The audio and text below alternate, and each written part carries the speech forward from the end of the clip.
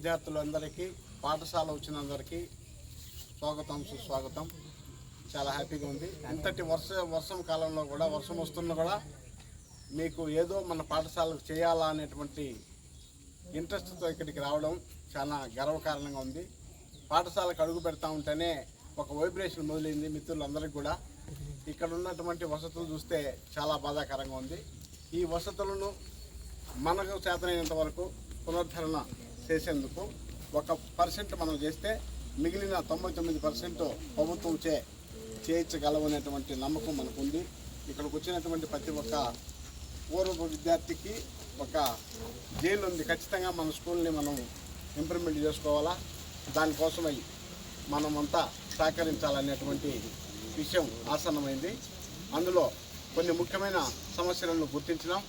మెయిన్గా విద్యార్థులు చదువుకునేందుకు, భోంచేసేందుకు, నిద్రపోయేందుకు కావలసినటువంటి మౌలిక వసతులను ఏర్పాటు చేసుకుంటూ అందరం కృషి అయి ఏకమై ఒకే తాటి మీదకి వచ్చి ఖచ్చితంగా దీన్ని సక్సెస్ చేస్తామని మన వంతు సహకారం స్కూల్కి అందిస్తామని ప్రిన్సిపల్ గారికి మనం అందరి తరఫున హామీ ఇస్తున్నాం.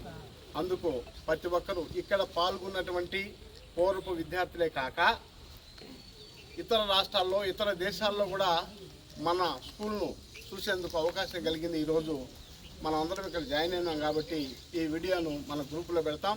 గ్రూపులో దాదాపుగా 270 మంది ఇప్పటికి హాజరైనారు. ఈ రిమైనింగ్ మెంబర్స్ కూడా హాజరవుతారు. హాజరైనటువంటి వాళ్ళ యొక్క శక్తి మేర పాఠశాలకు వితరణ ఇస్తే ఆ వితరణకు సంబంధించినటువంటి బాధ్యతలు లోకల్గా ఉన్నటువంటి పూర్వ విద్యార్థికే అప్పచెప్పి ప్రిన్సిపల్ గారు సహకారంతో ఈ బిల్డింగ్లన్నింటినీ ఏర్పాటు చేసి కొంత విద్యార్థులకు మన వంతు సాయంగా వెసులుబాటు కల్పించి రాబో కాలంలో ఉత్తమ ఫలితాలు సాధించేదానికే కాకుండా విద్యార్థులు పాఠశాలకు జాయిన్ అయ్యేదానికి కూడా అందరూ సహకరిస్తామని సభాముఖంగా తెలియజేస్తున్నాం. Thank you. మాట్లాడతారు సార్.